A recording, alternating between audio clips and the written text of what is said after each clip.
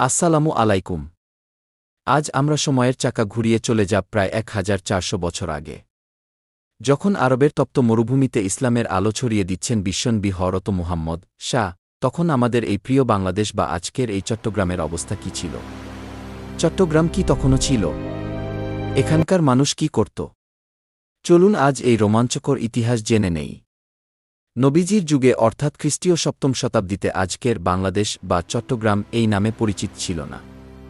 ইতিহাসবিদদের মতে এই অঞ্চলটি তখন সমতট বা হরিকেল রাজ্যের অন্তর্ভুক্ত ছিল। আরব বণিকরা তখন এই বন্দরটিকে সমন্দর নামে চিনতেন। আবার বৌদ্ধ ধর্মগ্রন্থগুলোতে একে চৈত্যভূমি বা চট্টলা হিসেবেও উল্লেখ পাওয়া যায়। টলেমির মানচিত্রে এই অঞ্চলকে একটি গুরুত্বপূর্ণ সামুদ্রিক বন্দর হিসেবে দেখানো হয়েছে। তখন চট্টগ্রামের শাসনভার কাদের হাতে ছিল? ঐতিহাসিক তথ্য অনুযায়ী ৭ম শতাব্দীর শুরুতে এই অঞ্চলে খড়গ রাজবংশের প্রভাব ছিল। এরপর ধীরে ধীরে এটি চন্দ্র রাজবংশ বা স্থানীয় বৌদ্ধ রাজাদের শাসনাধীনে আসে।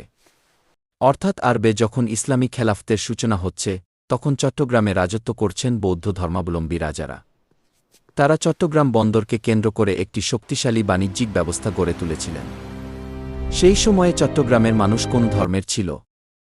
৭ম শতাব্দীতে চট্টগ্রাম ছিল মূলত বৌদ্ধ মহাযান এবং হিন্দু তান্ত্রিক মতবাদের একটি বড় কেন্দ্র।